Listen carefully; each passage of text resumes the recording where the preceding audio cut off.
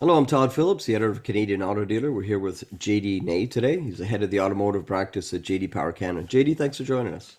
Yeah, my pleasure. Well, we're here today to talk about something dealers care a lot about, which is the fixed operations, particularly the size of the market and trends and what consumers are thinking about that customer experience. So you've just come to market with a new research study looking at all that. Tell us a bit about the study, when you were in market and how it was conducted. Yeah, so we just published our CSI long-term study. So that's an evaluation of owner behavior and satisfaction with service among Canadian vehicle owners that all own vehicles between 4 and 12 years old. So this is an annual benchmark study for us. So we publish it roughly the same time every year. We're in field at the same time every year. So for this particular study, that means we're in field more or less between sort of April, May, June, through the kind of the July, a little bit in July this year as well.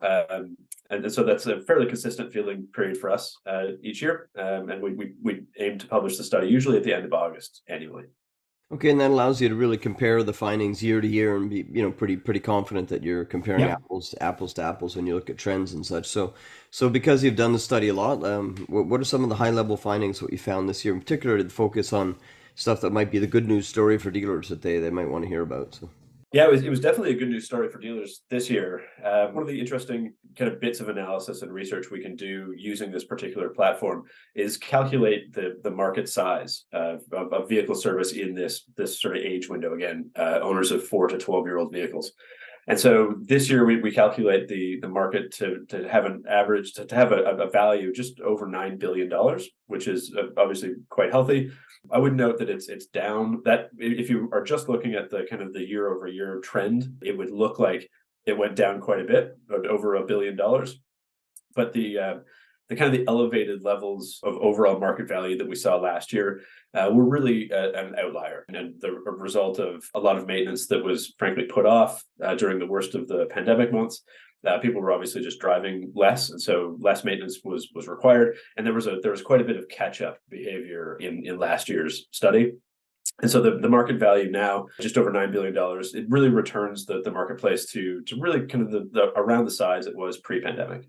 Okay, and in terms of some other findings, in terms of the amount of repairs per dealership, there's some good news there as well in terms of the spending, consumer spend. Yeah, absolutely. So from a dealer perspective, while the market was quite a bit larger last year or a couple of years ago, the bad news at the time was that the aftermarket was starting to eke out some market share gains from an overall revenue perspective. Typically, the aftermarket has always held a slight advantage when it comes to market share by total number of service occasions. So they conduct a larger share of service occasions. But last year we saw that they had made some gains in terms of the overall revenue, the overall kind of market value. And that's certainly been reversed over the last couple of years to the point now where in this year's study, dealers maintain 61% of all of the revenue associated with vehicle maintenance and repair work done in this in age window. And also the average repair bill dealerships was up quite a bit year over year, almost $40 in terms of gains year over year. So it's definitely a good news story for new car dealers. Well, it is good news for them. And another important aspect that you measure as well is the customer service experience.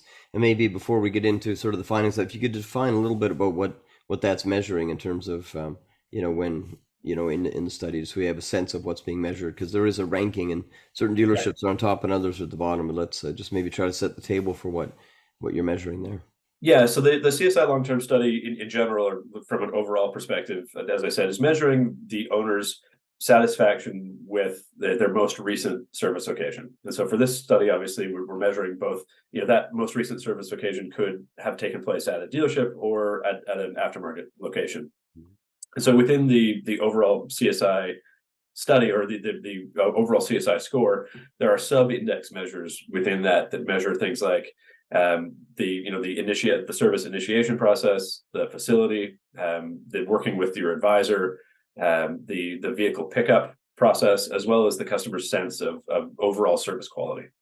And what were some of the findings this year in terms of particularly the dealership versus the aftermarket? I know there's always an ongoing battle over who provides the best customer experience in terms of convenience and all that sort of flexibility. So how are dealers doing in the mix? Quite well in general, and this is something that we've seen. We've seen this kind of cycle play out a couple of times in the past, most notably during the kind of the worst years of the Great Recession in sort of 08, 09, when, if you recall, at that time, sales were more difficult to come by, and at that time, certainly margins were being significantly compressed. And so what we saw at that point was that dealers then just frankly focused a little bit more time and energy and effort on the fixed op side of their business.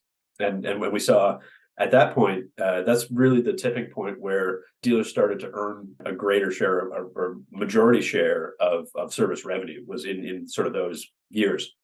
And so it wasn't necessarily surprising to us to see that, again, when new vehicle sales were a challenge, and certainly volumes were a challenge over the last couple of years, that new car dealers are, for the most part, very strong entrepreneurial business people. And so if we can't sell as many cars, well, we'll pay a little more attention to the fixed op side of the business. And so I think that cycle has certainly played out again over the last couple of years. It's an interesting observation, because if you think about it, if necessity being the mother of invention, we need these revenues, let's focus on fixed ops. Imagine if they just focus on that all the time consistently. It didn't have the sort of the swings. It'd be interesting. So on that front, I guess you do publish a ranking. We'll probably throw it up on the screen in the video here, Yeah.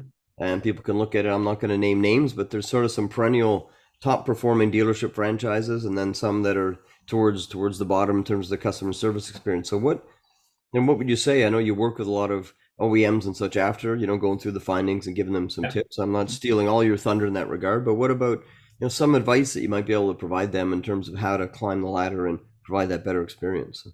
Lexus and Volkswagen dealerships are tied as the top scorer this year, and both of those have kind of a long history of solid customer experience. Lexus in particular has been at or near the top of the rank chart. I think in every year of my now 12-year JD Power career. So a solid, highly satisfying customer experience is very much part of that brand's DNA. I think that's fairly safe to say it at this point.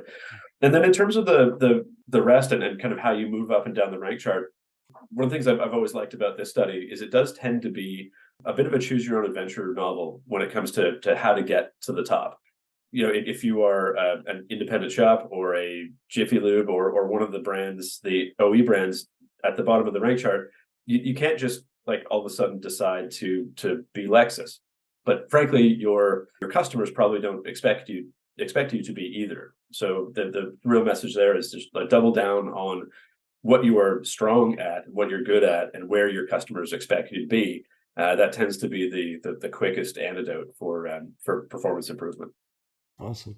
Well, it's always an interesting finding. I know dealers and dealership franchises study these results and look through them very carefully, and certainly the OEs want to know, certainly on the customer experience side, how their franchises are doing out there. So I'm sure it gets a lot of attention. I appreciate you taking some time today to walk us through some of the findings. Yeah, my pleasure. Anytime.